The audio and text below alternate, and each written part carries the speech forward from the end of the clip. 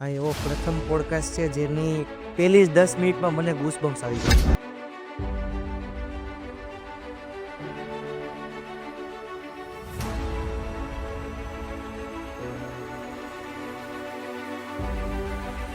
તમારો ગુરુ કોણ છે? નરેન્દ્ર ભગત. સિવિલ એન્જિનિયરિંગનો અભ્યાસ પૂરો કર્યા પછી પ્રથમ બાંધકામ ક્યાં, ક્યારે અને કઈ રીતે કર્યું? 15મા દિવસે સાંજે મેં મારા શેઠને કીધું કે કાલ કેવું નથી આવ્યું. કેમ? તો નોકરી મારે નથી કરવી. તો મને કીધું શું કરવું? તો એ સવારે ઉઠીને પહેલે જ દિવસે 700 રૂપિયા બસ અહીંયા મહેનત કરતી હતી. 1 રૂપિયો મળતો તો માલ સામાન સાથેના કામ કરવામાં 10 ગણા રૂપિયા. તો મેં સીધું કમ્પેર કર્યું. લેબર કરતાં માલ સામાન સાથેનું કામ સારું. એન્ડ બનાવ્યા બેસાઈ ગયા. 1,40,000નો પ્લોટ, 1,20,000નો લખ. એ તમે ફિઝિકલ પોતા એમાં અમે નામ આપ્યું ગઝલ. અમારી પાસે જે ફીલ છે 70% વિશ્વાસ લોકોનો ખૂબ છે ગજાનન પ્રત્યે. તો આ વિશ્વાસ તમે કઈ રીતના બિલ્ડ કરાવ્યો? અમારી ક્વોલિટીમાં અમે બહુ મહેનત કે કોઈ ત્યાં સુધી જાણી જોઈને ક્વોલિટી ના બગાડે. અમારા ગામના જ છે શ્રી અશોકભાઈ ભવાણી, ધાર્મિક કેટરર્સ. એમની તરફથી મને કોલ આવ્યો હતો અને કે તાજેતરમાં ત્યાં લગ્ન પ્રસંગ ગયો તો ત્યાં જે ગુજરાતમાં ઇલીગલ છે ત્યાં લગ્નમાં હોય પણ એ તમારે ત્યાં 0% જોવા મળ્યું. એવો એક પ્રશ્ન મગજમાં આવે છે કે how to earn money fast. Fast પૈસા કમાવા માટે શું કરવું? હા, બીજા કરતાં વધારે કમાવા માટે અને વધારે આગળ જવા માટે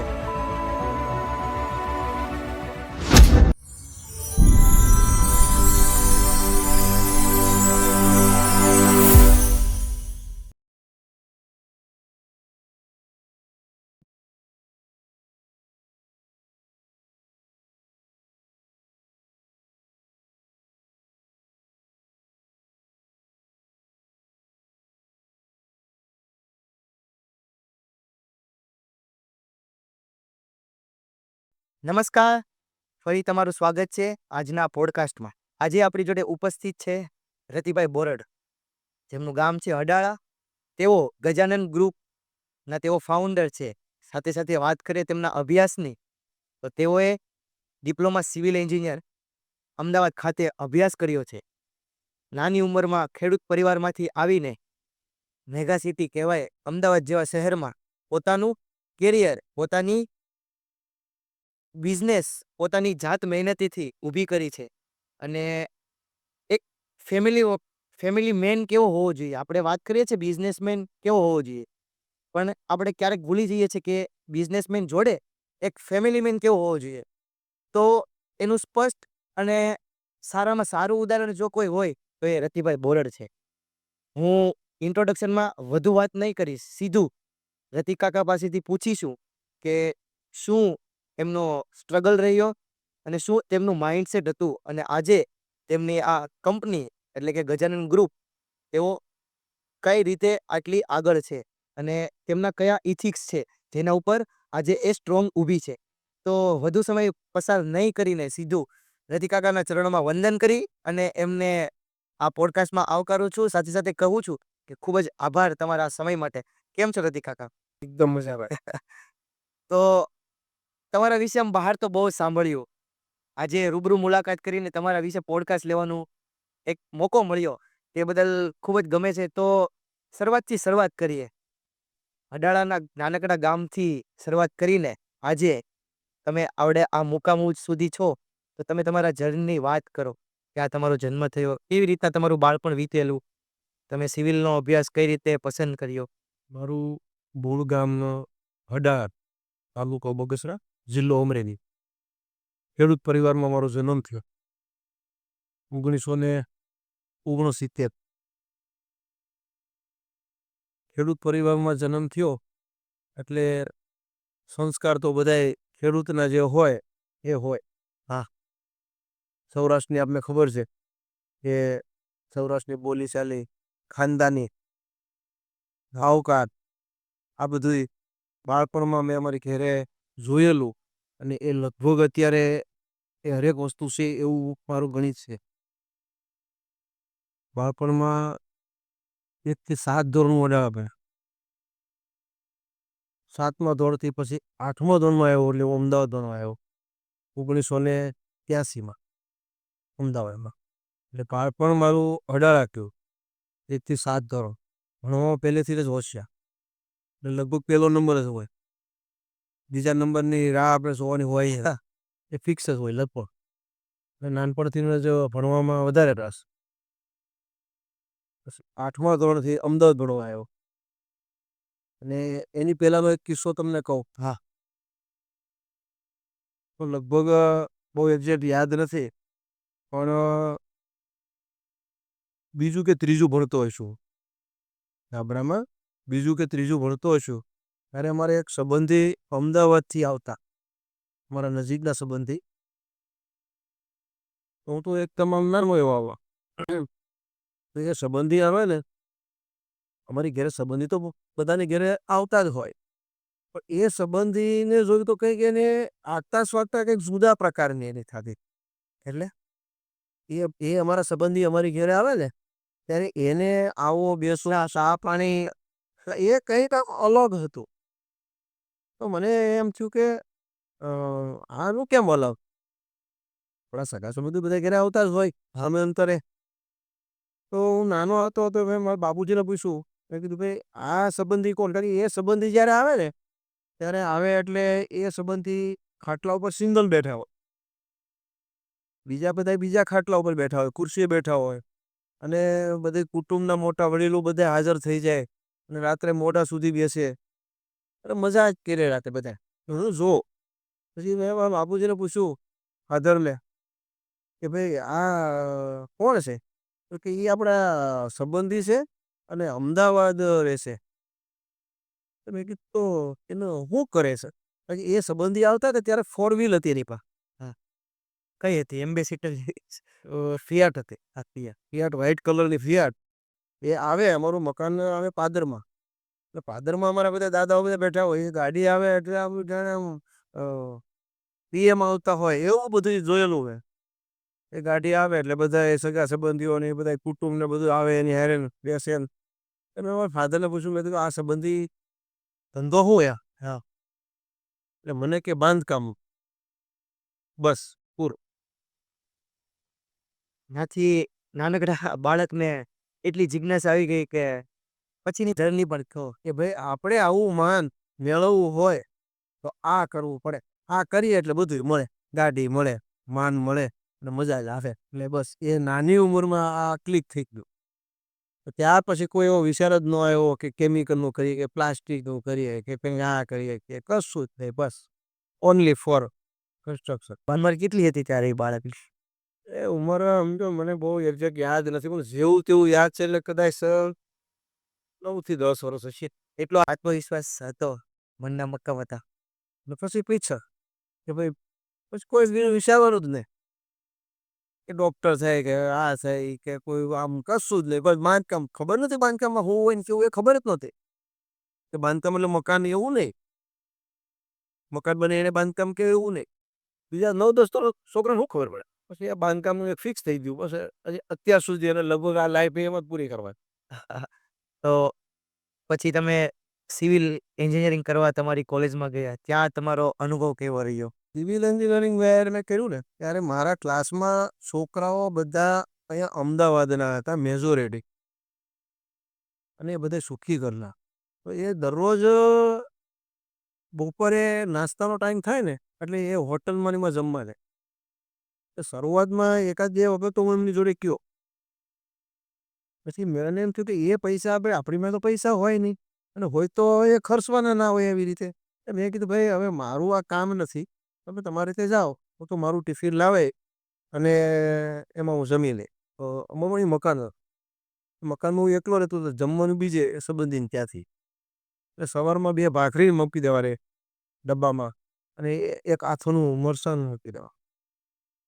એ ડબ્બામાં લઈ પછી કોલેજમાં બેસવાનું જમવા કેન્ટીનમાં જમવા વયો આવ્યો. કેન્ટીનમાં જમવાય કેવી રીતે બેસવાનું? બહુ ધ્યાનથી તમે સાંભળજો. કેન્ટીનમાં એક ખૂણામાં બેસવાનું. ખૂણામાં મોઢું રાખીએ એટલે આપણે શું જમીએ છીએ એ કોઈને ખબર ના પડે. કોઈ આપણી મસ્કરી ના કરે. આપને પણ શરમ ના થાય કોઈને કંઈ ના. એટલે હું એક ખૂણામાં કોર્નરમાં બેસું અને ત્યાં 1 કપ ચા મગાવી લઉં અને ભાખરી અને મરચું હોય 30 દિવસ. એ જે ડબ્બો જે છે ને ડબ્બો, એ ડબ્બો હજી મારી પાસે છે. શું વાત કરો છો? કેટલા વર્ષ થયા હશે એ ડબ્બાને? 35. અને કહી શકાય કેટલો ઇન્સ્પિરેશન હશે. લોકો અત્યારે શોધતા હોય કે ઇન્સ્પિરેશન શું છે? પણ પરિવારની પરવા તો કરે જ, પણ જોડે-જોડે આપણે આપણા રીતે જ કરવું છે. નકર તમે ઈ પણ ઓપ્શન ચૂઝ કરી શકતા હતા કે અડાળામાં બેસીને તે ખેતી કરીએ. હું ખાનદાન ઘરનો દીકરો છું. હું 3 પેઢીથી મારો પરિવાર ગામની દ્રષ્ટિએ અપરમાં આવે અને અ, જેને આપણે કહેવાય ને ગામડામાં ભાઈ ખાનદાન પરિવાર છે. હા, એવા પરિવારનો દીકરો. પણ ક્યારેય 1 રૂપિયો હોય ખોટો બાપુજીનો બગડે એવું ક્યારેય ન વિચારે. તમને કીધું ને કે ભાઈ છોકરાઓ હોટલમાં જમવા જાય તો આપણું આ કામ નથી. એને પૈસા નહોતા એવું નહોતું. ધારો તો પપ્પા પાસે લઈને કરત.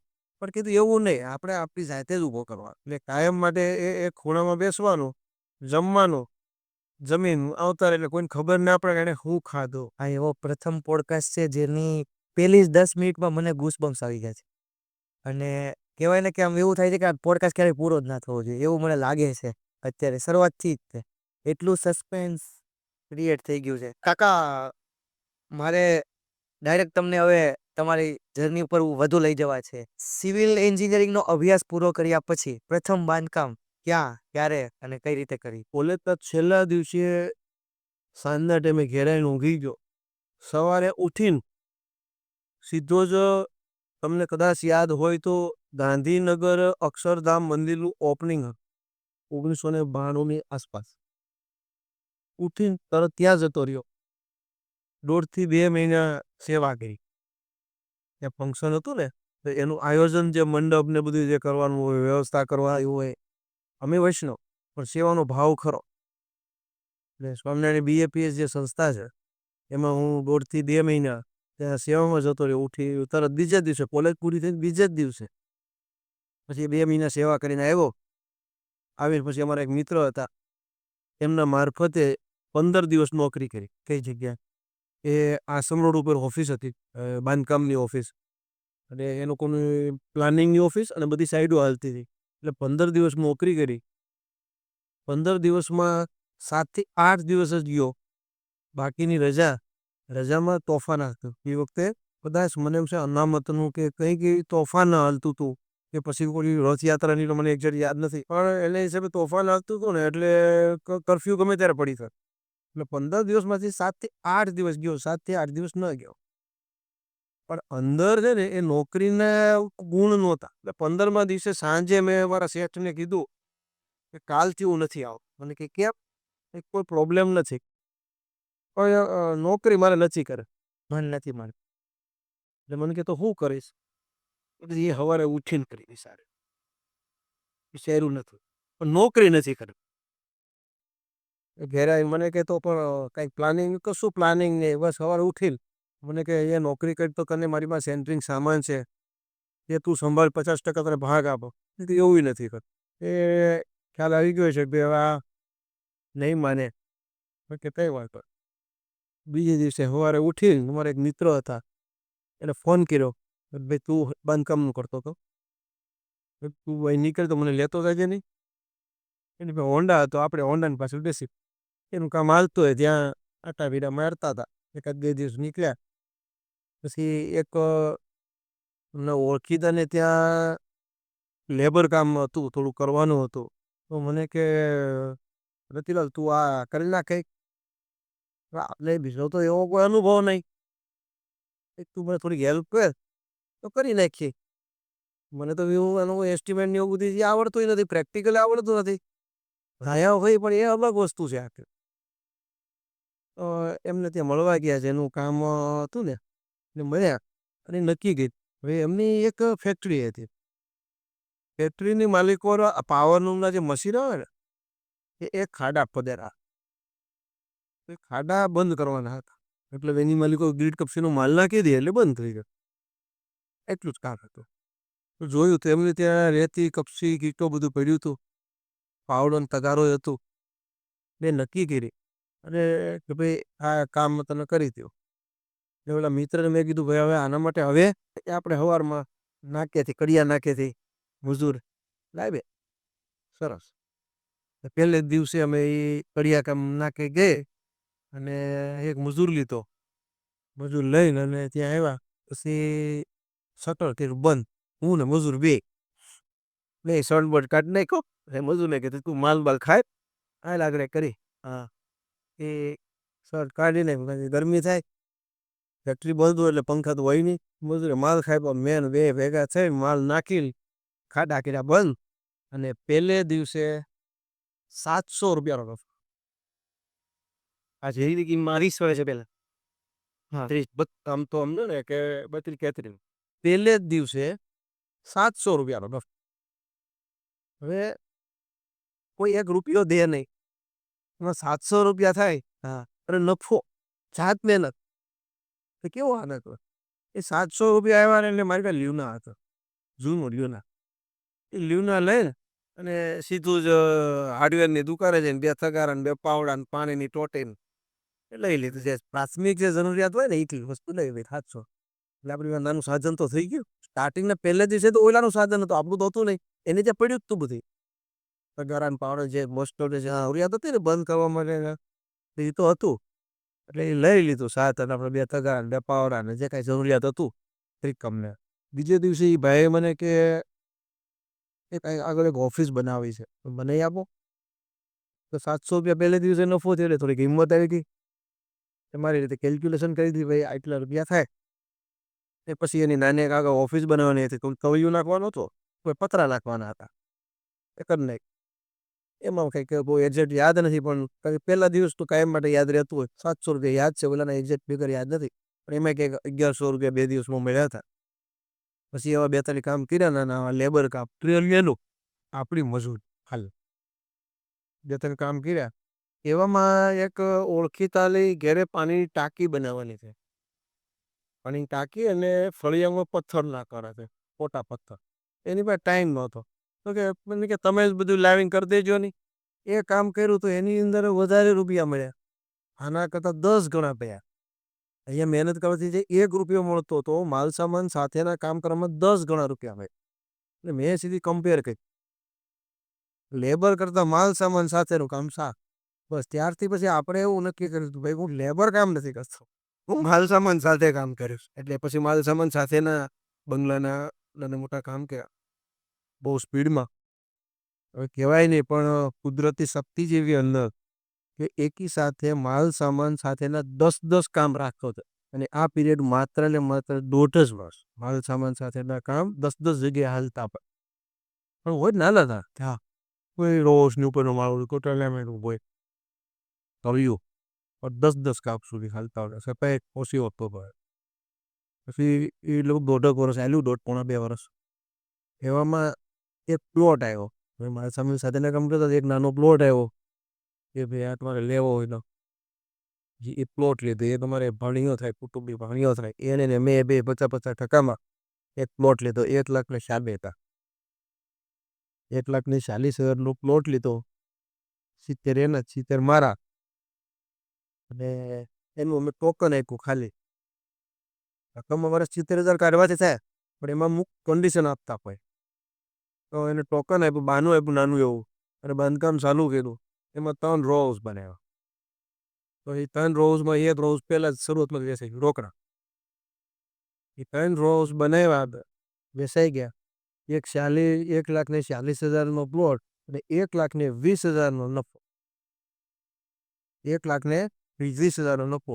ઘરની મૂડી કાઢવાની કંઈ થઈ જ નહીં. પછી આ ફી ખબર પડી એ માલ સામાન સાથેનું કામ કરવું એના કરતાં પ્લોટમાં વધારે સારું કમ્પેર થઈ ખબર પડી. તો હવે આપણે આ બંધ કર માલ સામાન સાથે બંધ કર આ પ્લોટમાં હારો. પછી પ્લોટો લેતા ગયા અને બાંધકામ કરતા ગયા. એવું હેલું કરો કોઈની પ્લોટિંગની સ્કીમ હોય એમાંથી આપણે 1-2 પ્લોટ લઈ લઈ ને બાંધકામ કરીને મકાન બનાવી બેસી એવું બધું હેલું. પછી એક અમે આખી જગ્યાને ઉતાર્યો અને એમાં અમે નામ આપ્યું ગજાનન. વહેલી સ્કીમ અમે ગજાનન નામની હાઈ રાઇઝ બનાવી. જે તે સમયે 5 માળના બિલ્ડિંગ બનાવતા હતા ફ્લેટ એ ગજાનનના નામથી એ લગભગ નામથી એક પંચા એમ સામે સન્નુમાં વહેલી વહેલી સ્કીમ અમે ગજાનન નામથી ત્યાર પછી અત્યાર સુધી બધી સ્કીમો ગજાનનના નામ કન્ટિન્યુ. એક ખૂબ સરસ દાદા કે ધીરે ધીરે તમે જ શીખતા ગયા અને તમે જ ઇમ્પ્લિમેન્ટ કરતા ગયા અને આજે ઘણું એવું સારું તમારું કામકાજ છે. દાદા, તાજેતરમાં તમારા ઘરે એક પ્રસંગ ગયો અને અમારા મેન્ટર કહી શકાય, અમારા ગામના જ છે શ્રી અશોકભાઈ ભવાણી, ધાર્મિક કેટરર્સ. એમની તરફથી મને કોલ આવ્યો હતો અને એક સ્પેશિયલ બાબત મેં એમને ફોન કર્યો કે રતિભાઈ બોરડનું મારે આ જે પોડકાસ્ટ છે, તો એણે મને સ્પેશિયલી કહેવાનું કીધું હતું કે તાજેતરમાં ત્યાં લગ્ન પ્રસંગ ગયો અને કહી શકાય કે આટલી ઊંચી કક્ષાના લોકોના લગ્ન હોય તો ત્યાં જે ગુજરાતમાં ઇલીગલ છે ત્યાં લગ્નમાં હોય, પણ એ તમારે ત્યાં 0% જોવા મળ્યું. કાકા, તમારે આ પાછળ શું માનવું છે, શું ઇન્ટેન્શન છે કે આજના લગ્ન પ્રસંગમાં વ્યસનોનું પ્રમાણ વધી રહ્યું છે અને તમારે ત્યાં એ તમે નથી કરતા પણ બીજા માટે કરવું પડે એવું સામાજિક પ્રેશર હોય છતાં પણ તમે કશું હતું નહીં. તો આ સમાજે નોંધ લીધી છે તો અમે પણ લોકો સુધી પહોંચાડીએ. તો તમારું શું માનવું હતું? કઈ રીતે તમે મક્કમ રહ્યા આ બાબત? એ માટે સૌથી પહેલા તો આપણે સુધરવું, પોતાને સુધરવું. હું જ પીતો નથી, હા, તો મારી સાથે પીવાવાળા હોય નહીં, શક્યતા ઓછી હોય. અને હોય કોઈ તો મારે ત્યાં ન પીએ, એની વ્યવસ્થા બીજે કરવી. મારા જ રૂપમાં કોઈ લગભગ મારી જાણમાં નથી કોઈ પીતો હોય, હા, અને હોય તો હું એને બને ત્યાં સુધી નજીકના સર્કલમાં નથી રાખતો. આવડો મોટો ધંધો જે હોય, હા, પણ એને ક્લોઝમાં ન હોય, એને વધારે મળવાનું, વધારે બેસવાનું એવું ના હોય. ધંધાકીય રિલેશન હોય. મેં કહું છું કે સમાજ માટે તો આપણે કરીએ ને એવું બધા કરે. અને મેં જોયું, હા, તે પ્રસંગમાં આવડા ઘણા માણસો હતા કે એને થોડી હોય એવું વ્યસન થઈ ગયું હોય, પણ મારે ત્યાં નહીં, કારણ કે એને ખબર હતી કે આને ના ખાય. એટલે અમે વ્યવસ્થા રાખી નહોતી અને કોઈ કીધું ને. અને દર્શકોને બીજી એક ખાસિયત ગજાનન ગ્રુપની કે તમારી અંદર અથવા તો તમારી ટીમના મેમ્બર બધા તમારા બ્લડ રિલેશન ના જ લોકો છે.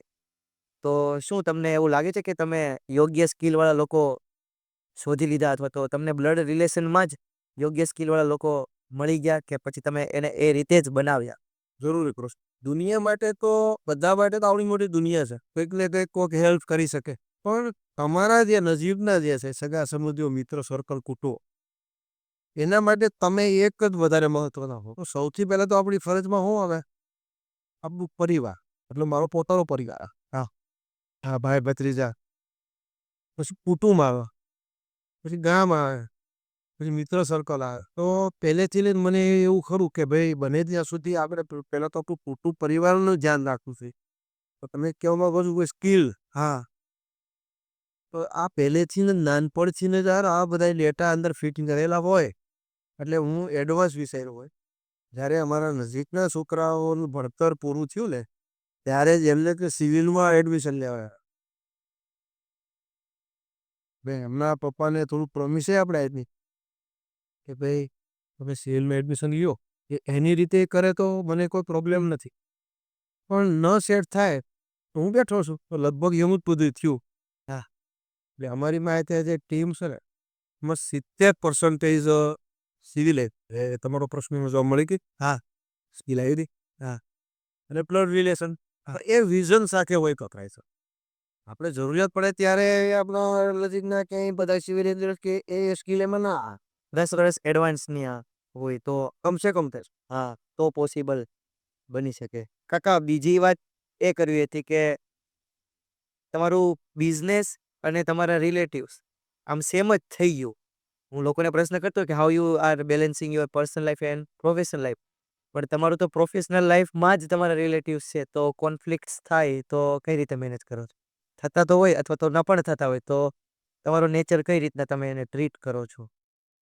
લગભગ બહુ વાંધો નથી આવતો. હા, હા, પણ આવે ત્યારે એક બાજુ બેસાડી થોડું સમજાય કે આવું ન કરે. અચ્છા. તો આમ થોડો સુધારો કરો ને. હા, ને હોય તો બધા બ્લડ રિલેશનમાં થઈ જઈશ મિત્ર. આમ સ્ટ્રેટ ફોરવર્ડ એને કહી શકો કે આવું કરવું કરવું આમ ભાર દઈને કહી શકો. આમ તો પહેલેથી જ હવા ભરે એવું વાંધો નથી આવે, થઈ જશે વાંધો. અને અને કંઈક આમને ઉદાર દિલ હોય ને, હા, એટલે આપણે એ જ સામાન્ય સેજ વાક્ય બોલીએ ને ત્યારે તરત ખ્યાલ આવે. જાણતા જ હોય પહેલેથી આપણને નેચર પણ ખબર હોય. એટલે બહુ નસીબ નથી વાંધો. બીજું અમદાવાદમાં આવ્યો બસમાં ત્યારે હું પૂછતો હતો કે વાત કરવાનો આમ ટેવ ખરી મારી. તમે વાતમાંથી વાત કરી તો કીધું કે અમારે ગજાનનમાં રતિભાઈ બોરડ છે તેમની ત્યાં પોડકાસ્ટ છે. તો એ બસમાં જે અમને મળ્યા ને એ ભાઈએ એવું કીધું કે એનો કોઈ પણ પ્રોજેક્ટ હોય એને કહેવાય ને કે આમ સ્પીડમાં વેચવાની સ્કિલ ખરી એમ. તો મેં એને પૂછ્યું હળવેકથી કે મેં કીધું એના પાછળનું કારણ તમને ખબર છે? એને કારણ તો ખબર નહોતી પણ એને એવું કીધું કે વિશ્વાસ લોકોનો ખૂબ છે ગજાનન પ્રત્યે. તો આ વિશ્વાસ તમે કઈ રીતના બિલ્ડ કરાવ્યો અને આજે ઈ જે કંઈક તમારા કસ્ટમર હોઈ શકે અથવા તો સામાન્ય નાગરિક એને સીધો સંદેશો શું આપશો કે શા માટે તમારું એટલું જે કન્સ્ટ્રક્શન છે એ સ્પીડથી વેચાય છે? પણ 4-5 કારણ હોઈ શકે. સૌથી પહેલાં તો અમે જે પ્રોડક્ટ મૂકીએ ને, એ વિસ્તાર વાઇઝ એ પબ્લિકને એ વસ્તુની જરૂરિયાત હોય એવી પ્રોડક્ટ, પૂરી માહિતી, પૂરો અભ્યાસ કરીને જ એ પ્રોડક્ટ મૂકીએ કે ભાઈ એને આ પબ્લિક છે, એની જરૂરિયાત કઈ ટાઈપની છે, કઈ રેન્જની છે.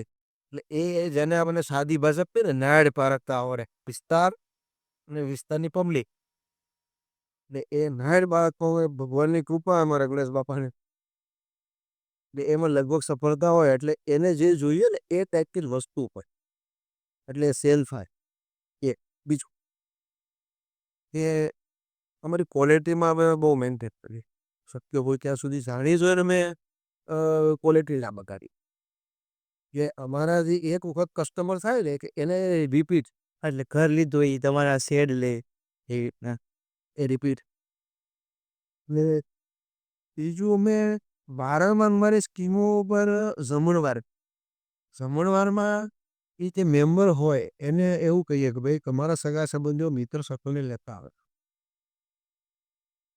આવે એટલે અમારો બાગગામ જોવે, અમારે ત્યાં જમે. અને જમવામાં પણ એવું નહીં કે ભાઈ છોલે ભટુરે દઈ દીધા. હા, બનતું હોય છે. ફૂલ ડીશ. એટલે આ વર્ષોથી આ સિસ્ટમ એટલે અમારીમાં એક બલ્બ જ એવો ઊભો થયો ગજાનન કે હાલો આપણે જઈએ. મજા આવશે. મજા આવશે. એના હિસાબે થોડુંક અમારું બીજા કરતાં સેલિંગ પણ વધારે મળે ને ટ્રસ્ટ પણ પૂરો. ને અમારું બાંધકામ આખા અમદાવાદમાં અમે કોઈ સીમિત એરિયા નથી રાખ્યો. સીધી વાત કરીએ તો ધંધા માટે અત્યારે યુવાનોને શું સલાહ આપશો? એક યુવાનમાં છે ને એક બોલ ફિક્સ ઘણાને નથી. એને બોલ ફિક્સ નથી. એટલે વધારે થોડી તકલીફ પડે. બે બાજુ પગ જ્યારે કહેવાય ને, હા, કે ભાઈ આ નહીં તો આ નહીં તો આ. એ જરૂરી છે પણ એમાં થોડો સમય વીયો જાય છે. એટલે થોડી ધીરજ રાખ્યા બધા સૂચકો આવું બનતું હોય છે. આજે બાંધકામ ક્ષેત્રે કોઈક યુવાન જવા માંગતો હોય તો શું કહેશો? અથવા તો તમને અત્યારે પણ કોઈ બાંધકામમાં અડચણ આવે છે? સરકારના એવા નિયમો અથવા તો કોઈ પણ એવી રીતે? આવે એને મહેનત કિરામને સૂચકો જ નથી. એટલે હસતા મોઢે કરવાના એટલે કોઈ પ્રોબ્લેમ જ નથી. મતલબ પ્રેમ જ કરવા, લાગણીથી પ્રેમ જ કરવો, જે ધંધો કરતા હોય. મને તો મેં વાત કરી ને ભાઈ મને તો નાનપણથી આનો શોખ છે. હા, 9 વર્ષ તો અમે થાક લાગતો જ નથી. બિલકુલ ના. અને બીજું એ કે રિયલ એસ્ટેટમાં મંદીનો માહોલ ઘણી વખત સર્જાતો હોય કોઈ પણ કારણોસર. બધા જ ધંધામાં સર્જાય પણ રિયલ એસ્ટેટમાં એવું કે લોકો કે વધારે સર્જાય. તો તમે એના બેકઅપ પ્લાન તરીકે શું રાખો અથવા તો કઈ રીતે એને હેન્ડલ કરો? તેજી મંદી તો આવે છે. હા, અમે એના માટે છે ને લઘુ એડવાન્સ છે એનું વર્ષ. કે મંદી આવે તો શું કરે? શું કરું? દે આવ્યા પછી વિચારવાનું તો બરાબર છે. પણ મંદી આવ્યા પહેલા જ વિચારી લીધું કે મંદી આવે ત્યારે આપણે ના. તો સૌથી પહેલાં તો અમે એવું વિચારતા હોઈએ છીએ કે મંદી આવે તો સૌથી પહેલાં આપણી ઉપર જે લોન હોય, કોઈના ઉસીના પાસીના કર્યા હોય, વ્યાજે લીધા હોય, ગવર્મેન્ટની લોન હોય, બેંકોની લોન હોય, તો એને કઈ રીતે ભરી શકે એ પ્રી પ્લાનિંગ. સૌથી પહેલાં તો બિનજરૂરી જે ખર્ચા છે ને એને બંધ કઈ રીતે થાય એડવાન્સ છે. તો એનો જવાબ તમને આપી દઉં કે અમે શું વિચાર્યું હશે, કઈ રીતે કરતા હોય. તો મંદી આવે ને એટલે શરૂઆતમાં જ જે લોન હોય ને એને ભરપાઈ કરી દઈએ. અને ભરપાઈ કઈ રીતે કરી શકાય? તો કે આપણી પાસે જે પ્રોપર્ટી હોય એટલે માર્કેટ કરતાં થોડી ડાઉનમાં વેચી નાખવાની, એટલે રોકડા કરી. કારણ કે એ મંદી પછી આગળ વધવાની હોય તો સમય જતા એ રેટ નહીં પછી મળવાનો ના. પછીના 6 મહિને 12 મહિને શરૂઆતમાં હજી થોડું સેલ થાય. માર્કેટના હિસાબે ડાઉન ભાવ કરો તો સેલ થાય. એ રોકડા કરે. આજે લોન જે હોય એ ભરી દઈએ એટલે વ્યાજ બંધ થઈ ગયું. પછી તો ખાધા પૂરતા પૈસા થઈ. હા, તો તમને મંદી એટલી બધી અસર કરે નહીં. કેમ કે અમે ડિપ્રેશનમાં ના આવીએ. અમે પોતે આવું કરીએ છીએ. પછી બીજા શું કરતા હોય, હા, પણ એડવાન્સ બિચારેલું હોય ને તો લગભગ બહુ વાંધો આવતો. અને અમારે 32 વર્ષમાં આવા કમસે કમ 2 થી 3 વખત બનેલા, પણ અમને કોઈ ફેર નથી. તમે જેમ વાત કર્યો કે સરખું મેનેજ ના કરે તો આઘાત લાગે અને ડિપ્રેશનમાં જતા રહે. ત્યારે લોકો સામાન્યપણે એવું કરતા હોય છે કે નશા તરફ જાય, જેનાથી ટેમ્પરરી અને રાહત મળે. તો તમે અમને અથવા તો તમારા જીવનમાં એવો કોઈ પ્રસંગ બન્યો હોય, આઘાત તમને જ્યારે લાગ્યો હોય, ત્યારે તમે તેને કઈ રીતે હેન્ડલ કર્યું હતું? અને યુવાનોને જો આવું થાય તો કઈ રીતના કરવું જોઈએ? એના માટે આમ મોટા જે બિઝનેસમેનો હોય, કોઈ પણ વિશ્વી હસ્તીઓ હોય એની આત્મકથામાં એવું હારે સો કથામાં બધી એને દે કે ભાઈ હું આ વસ્તુમાં ફેલ ગયો તો, મારે આવું આવું થયું ને આ રીતે બહાર નહીં. એ બહાર કઈ રીતે નીકળ્યા એવું આપણું એડવાન્સ વિચારેલું હોય તો વાતો આવકો. તમારો ગુરુ કોણ છે? કઈ આત્મકથા તમને સૌથી વધારે દિલને અડેલ? નરેન્દ્ર મોદી. વાહ. અમિત શાહ એ વડાપ્રધાન અને ગૃહમંત્રી છે એટલી નહીં તો, પણ એની જે પોલિસી જે છે એ રાજકીય ક્ષેત્ર પર છે. પણ ધંધાના બેઝ છે ને કોમન જો હોય ને એ કોમન જ હોય. બેઝ એવો હોય ને એ બધાનો કોમન જેવો. એને આત્મકથાઓ છે, એની બુકો છે, એનો ન્યૂઝપેપરમાં છે, કાયમ માટે એને જે કઈ રીતે હેન્ડલ કરે છે એના પરથી આપણે આપણા બિઝનેસમાં કાયમાં તમે જે કહો છો અમિત શાહ શું વધારે સૌથી વધારે એનું પોલિસી અથવા તો એની કોઈ લાઈન ગમી હોય એવું ખરું? શેર કરો તો અમે પણ પ્રેરણા લઈએ. મોદી સાહેબ છે ને મિનિમમ માણસોથી લે પર મેક્સિમમ કામ એફિશિયન્સીથી. મિનિમમ માણસોથી કઈ રીતે થાય, હા, એ વધારે બધી આપતો. બીજું કે આ ગજાનન નામ કેમ રાખ્યું કંપનીનું? કઈ ત્યારે એવું કઈ રીઝન હતું ખરા કે?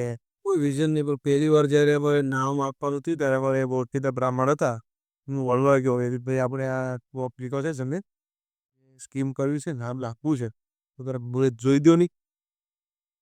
મુહૂર્ત જોઈ બધું જોઈ મને કાંઈ એટલી રાશિ આવે છે કે મારા નામ પ્રમાણે. ભાઈ મને તો બીજી હવે કંઈ ખબર નથી. એમાં ક્યાં ક્યાં નામ આવે કે આ ગ આવે એટલે કે ગુણેશ થાય, ગજાનંદ થાય, ગિરિરાજ થાય. તમે જ બ્રાહ્મણ છો, તમે જ કહો ને એમ કે તો ભ આવે છે તો ગજાનંદ રખાય ને દેવો ના દેવ. હા, એટલે આપણે 1 સેકન્ડનો હિસાબ ન કર્યો લાખો ગજાનંદ. અને બીજું મેં એ પણ જોયું છે કે રિયલ એસ્ટેટના બિઝનેસમાં લોકોનું કમિટમેન્ટ નથી હોતું, પેમેન્ટનું ને એનું. તો ગજાનનના ફાઉન્ડર તરીકે અને ચેરમેન તરીકે તમે એ કઈ રીતે મેનેજ કરો છો લોકોના પેમેન્ટ્સ? તમારું કમિટમેન્ટ શું હોય છે? અમે 32-33 વર્ષ ના એમાં અમે કોઈ દિવસ ક્યારે એક દિવસ પેમેન્ટ અમારા તકલીફના હિસાબે લેટ નથી, અમારી ભૂલના હિસાબે, અમારી બેદરકારીના હિસાબે એક દિવસ લેટ નથી કોઈ 32 વર્ષ. એના માટે આપણે ખબર જ હોય કે આ તારીખે આને આટલી પેમેન્ટ દેવાનું છે, એનું વસ્તુ તૈયાર. એટલે કંઈક ભગવાનની કૃપા, હા, ભગવાનની કૃપા વિના કોઈ શક્ય નથી. ભગવાનની કૃપા ત્યારે છે કે ભાઈ નીતિમત્તાથી ધંધો કરતા હોય ક્યારે જીવતા હોય ત્યારે. નથી કાકા, મને અત્યારે એક અનસર્ટેન કહી શકાય એવો એક પ્રશ્ન મગજમાં આવે છે કે how to earn money fast? કઈ રીતના પૈસા કમાવા જોઈએ ઝડપથી? એટલે તમારો પ્રશ્ન એવો છે કે ભાઈ ફાસ્ટ પૈસા કમાવા માટે શું કરવું પડે? હા, હા. હા, સ્પીડ, સ્પીડ. હા, કારણ કે બાંધકામ ફેમસ છે ફાસ્ટ પૈસા કમાવા માટે. પૈસા ઘણી રીતે ફાસ્ટ મળે. પણ મારો જે અનુભવ જે છે એ પ્રમાણે બીજા કરતાં વધારે કમાવા માટે અને વધારે આગળ જવા માટે તમે જે બિઝનેસ કરતા હો કાં પ્રોડક્શન વધારો અને કાં તમારી પછીનું જે સ્ટેજ આવતું હોય એમાં તમે કન્વર્ટ થાઓ. સમજાઈ ગયું, હા. રો મટીરિયલ બનાવતા હોય તો ફાઇનલ પ્રોડક્ટ સુધી પહોંચો. એ ફાઇનલ પ્રોડક્ટ. હા. તો જ તમે સમયની સાથે અને ફાસ્ટ પૈસા કમાઈ શકશો. કાં તો તમારી પાસે કોઈ ધંધાની મોનોપોલી હોય તો વધારે કમાવો તમે. પણ મોનોપોલી ના હોય તો કાં પ્રોડક્શન વધારો તો ફાસ્ટ મળે અથવા તો એની પછીનું જે સ્ટેજ હોય એ કરો. એ સ્ટેજ ઉપર થઈ જાય પછી એની પછીનું સ્ટેજ આવે એ કરો. કાકા બીજું એ કે તમારી જોડે બેસીને એવું લાગે છે કે હું એક મિત્ર જોડે બેસ્યો. તો છેલ્લે અંતમાં રતિ કાકા અમારી ટીમને ફરી તમારા તરફથી કોઈ સંદેશો? સંદેશો તો કાંઈ નહીં, બસ આવા નવા કામ કરતા રહ્યો અને સામાજિક લેવલે સમાજને ઉપયોગી થાય એવા વિડીયો કે કર્યો એ લોકોને પ્રેરણા મળે. અમારો ઇન્ટેન્શન માત્ર સમાજને વિડીયો આપી દેવો એટલો નથી. કારણ અમારો એટલો ઇન્ટેન્શન છે કે જે અનરેટેડ માણસ છે, જેને કોઈએ કહેવાય ને કે એની પ્રેરણા અથવા તો કોઈએ પૂછ્યું નથી, કોઈ પહોંચી શક્યું નથી, એની સુધી પહોંચવું અને એના વિચારો આજીવન ડિજિટલ લાઇબ્રેરીમાં સેવ રાખવા. એટલે કાલ સવારે ઉઠીને રતિ કાકાની હાજરી ના હોય, જો કે ભગવાનને હંમેશા પ્રાર્થના કરું કે રહે, પણ જો ના હોય અને રતિ કાકાને જાણવા હોય, એની જર્નીને જાણવી હોય, તો તમારાથી વિશેષ બીજું તો કોણ કહી શકશે? કોઈ નહીં ને. એટલે એ સેવ રાખવાનું ઈ અમારો મુખ્ય ઇન્ટેન્શન છે. તમારો જે ઇન્ટેન્શન છે એમાં ભગવાન તમને સહકાર આપે. ખૂબ સરસ. અને અંતમાં દર્શકોને કહીશ કે બિઝનેસમેન બનવું એ બધાનું જ વિઝન હોય છે. સાથે સાથે સામાજિક વર્કર બનવું એ બાય પ્રોડક્ટ આવી જતું હોય છે. પણ બિઝનેસમેન બનીને પણ એક ફેમિલી મેન બની રહેવું એ ખૂબ મોટી બાબત છે. અને લગભગ આજે અમારો આ 12મો 13મો એપિસોડ છે. 12-13 વ્યક્તિઓને મળ્યા છે. એમાંથી આ પહેલો એવો કિસ્સો મને જણાયો અને નવીનતા લાગી, જેના શરૂઆતમાં જ મને ગૂસબમ્પ્સ આવી ગયા અને લાગ્યું કે આ પોડકાસ્ટ ખૂબ જ પ્રેરણાદાયી નીવડશે. એકદમ તદ્દન જેવું એમનું વ્યક્તિત્વ છે એવા જ એમનો શબ્દો, જે સામાન્ય હું પોડકાસ્ટ પહેલા વાત કરતો હતો એ જ શબ્દો, એ જ રીતે, એ જ ઢાળમાં અને કહેવાય ને કે એના એ જ આપણને ડિલિવર કર્યા છે. તો સમય મળે ચોક્કસપણે જાણજો, માણજો અને આશા રાખીએ કે આવીને આવી રીતના તંદુરસ્તી જળવાઈ રહે અને મોટા મોટા પ્રોજેક્ટ થકી લોકોની સેવા અને ખાસ કરીને એમના પરિવારની સેવા કરતા રહે. ભગવાનના ચરણોમાં વંદન કરી તમને ફરી મળીશું આવા જ એક વ્યક્તિત્વ જોડે. ત્યાં સુધી તમારું ધ્યાન રાખો. જય સ્વામિનારાયણ, જય શ્રી કૃષ્ણ, જય હિન્દ.